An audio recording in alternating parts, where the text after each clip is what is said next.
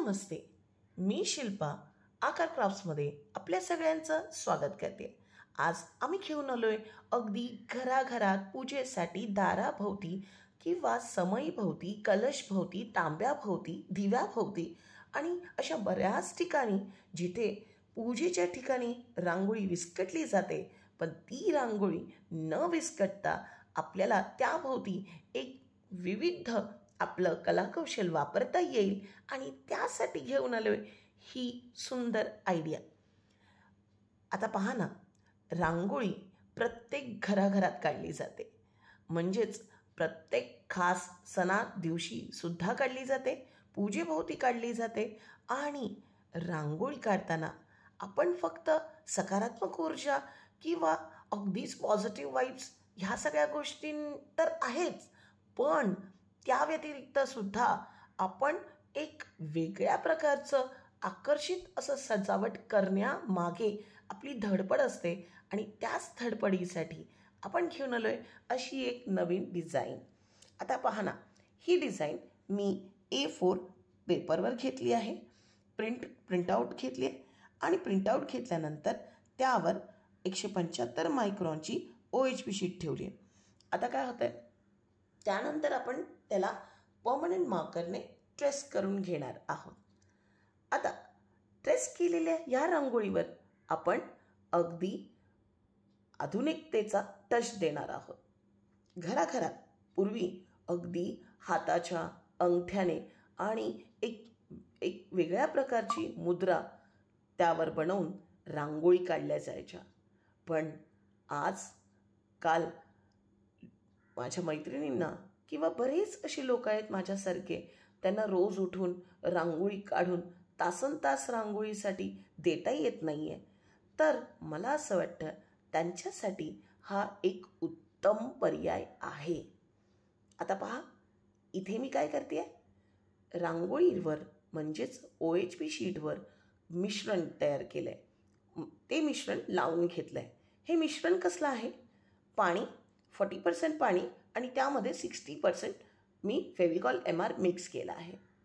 बरेच जण या फेविकॉल MRच्या ऐवजी फॅब्रिक ग्लू वापरतात, पण फॅब्रिक ग्लूने काही वेळेला रांगोळी क्रॅक किंवा फारच कडक अशी स्टफ अशी होते।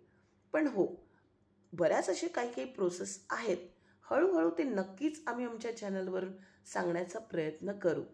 आता इथे पहा, मी रांगोळी म्हणजेच OHP शीटवर आपलं ते मिश्रण लावून घेतलं आहे आणि त्यानंतर रांगोळी चिटकवून घेतली आहे। त्यावर थोडंसं पेपरने दाब देऊन उरलेली रांगोळी, ती जी एक्स्ट्रा न चिटकलेली रांगोळी काढून घेतली आहे, झटकून घेतली आहे। म्हणजेच नंतर आपल्याला काय करायचं आहे, एक पूर्ण लेअर कंप्लीट करायचं आहे एक कलरचा। तसं आपण केलं तर आपली रांगोळी फटाफट होईल, कारण ॲट अ टाईम जर तुम्ही सगळेच कलर वापरत चाललात तर तुम्हाला मात्र सगळे कलर मिक्स होण्याचे जास्त चान्सेस आहेत। आता पहा ना, इथे मी मध्ये एक वेगळा कलर घेतला आहे आणि माझ्या बाजूच्या डिझाईनला मी 2 कलर सिलेक्ट केलेत, ते म्हणजे रेड आणि ग्रीन। पहिला लेअर मारताना आपल्याला मिश्रण व्यवस्थित लावून घ्यायचं आहे आणि तेवढ्याच भागामध्ये लावून घ्यायचं आहे जिथे आपल्याला ती रांगोळी स्टिक करायची आहे। मैत्रिणींनो, आपण जी रांगोळी बनवतोय ना, ती फक्त एकदाच वापरण्यासाठी नसावी, तर ती टिकावी आणि विविध प्रसंगांमध्ये वापरण्यासाठी असावी। मला बऱ्याच मागच्या कमेंटमध्ये माझ्या मैत्रिणी हे विचारत आहेत की पाण्याने धुवून दाखवा किंवा वॉशेबल अशी रांगोळी आहे का। मला काय वाटतं ना, वॉशेबल असण्यापेक्षा आपण अशी रांगोळी बनवतोय जी आपल्याला वारंवार वापरता येईल। आपण मुद्दामून त्यावर पाणी टाकायला जाणार आहोत का, नाही ना। आणि तसं काहीच असेल तर नक्कीच आम्ही आमच्या चॅनल थ्रू ते शिकवून दाखवण्याचा प्रयत्न करू। पण आजकाल अगदीच लोकांना आकर्षित करण्यासाठी अशा बऱ्याच विविध गोष्टी मार्केटमध्ये बिझनेस करण्यासाठी आणल्या जात आहेत आणि आपण त्याला बळी पडत नाही आहे का, असं मला कुठे ना कुठे वाटतंय।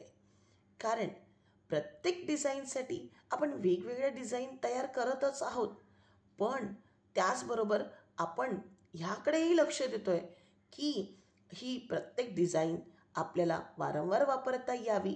पण अगदीच लाईफ टाईम वापरायची आहे का आपल्याला ती डिझाईन? नाही ना. प्रत्येक वेळेला आपण वेगळा लूक देण्यासाठी काही ना काही नवीन धडपड करत राहूच की.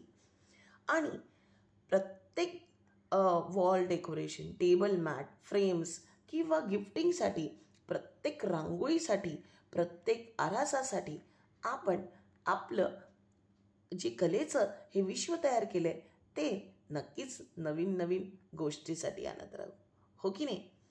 आता मला सांगा, अगदीच रियुजेबल म्हणजे शाश्वत अशी रचना म्हणजे काय? तर तयार रांगोळी ह्या परंपरेस जपून आधुनिकतेलाही जोडते, आणि ते म्हणजेच वारंवार वापरण्यात येणारी ही रांगोळी. हे कलाकौशल्य आपण पर्यावरणाची काळजी घेतली आहे, आणि ह्यामध्ये आपण अगदी रांगोळीचे कलर एकत्र आणले आहेत. आणि ही रांगोळी विविध उपयोगासाठी अगदी एक साचेबद्ध असं फॉर्मॅट आहे, जे आपण आपण त्याच पद्धतीने वापरतोय ज्या पद्धतीने अगदी पुराण्या किंवा आत्तापर्यंत चालत आपल्या रांगोळीच्या परंपरा आहेत. त्यामध्ये आपण काहीही बदल केलेले नाही आहेत. आणि पहा ना, अगदीच आपण आत्तापर्यंत आपल्या चॅनलवर ज्या काही रांगोळी दाखवण्याचा प्रयत्न केला आहे, मी नेहमी हा प्रयत्न किंवा आपल्या काही नवीन नवीन गोष्टी ह्या कधीच आपण जेव्हा इंट्रोड्यूस करतो तेव्हा आपल्या जुन्या चाली आणि जुन्या परंपरांना ठेच लागून देता कामा नये. आपण ही रांगोळी ज्या पद्धतीने पुराण्या किंवा आत्तापर्यंत चालत येणाऱ्या पद्धतीने वापरतोय, अगदी तशीच वापरावी असं मला पूर्ण मनापासून वाटत असतं. आता हे बोलता बोलता आपले इथे रांगोळीचे 2 लेअर कंप्लीट झाले. अगदी तसंच मिश्रण लावायचं, रांगोळी चिटकून घ्यायची, न चिटकलेली रांगोळी झटकून बाहेर काढायची. 2 लेअरमध्ये एका लेअरनंतर 15 ते 20 मिनिटाचं अंतर द्यायचं, आणि रांगोळी व्यवस्थित सुकली की त्यानंतर व्हाईट ॲक्रेलिक कलरने मी इथे बॉर्डर करून घेतली आहे.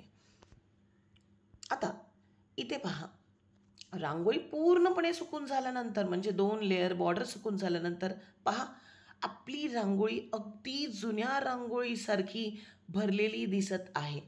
त्याला कुठेच असा अगदी वेगळा असा स्टिकरसारखा लूक मला द्यायचा नाही आहे मैत्रिणींनो.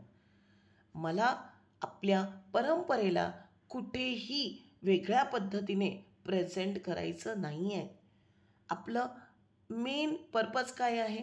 तर रांगोळी विस्कटून जाऊ नये आणि अगदी स्टेबल राहावी, ती आहे तशीच, आणि तशीच आपल्याला ती वापरता यावी. आणि ही रांगोळी अगदी पुराण्या काळामध्ये आत्तापर्यंत चालत येणाऱ्या रांगोळीच्या प्रकारासारखीच दिसावी, म्हणूनच आपण त्याला व्हाईट बॉर्डर करतोय प्रत्येक रांगोळीला.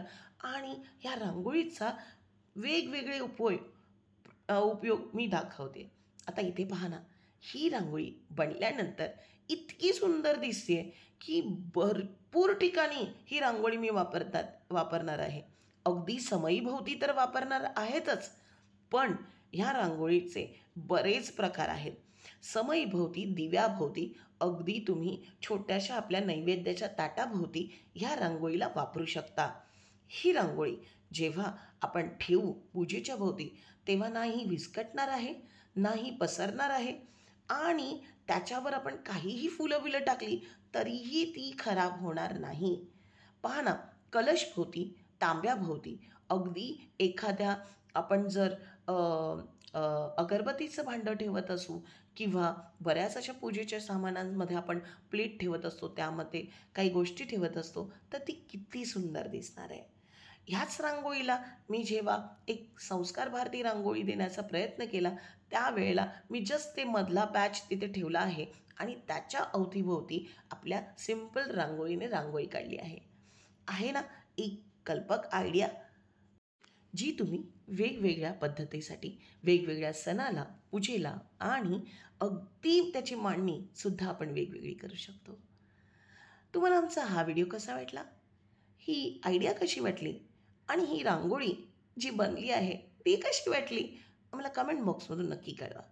आणि हो, आधी मी नेहमी हे सांगायची, केल्याने होतं आहे रे, आधी केलेचे पाहिजे.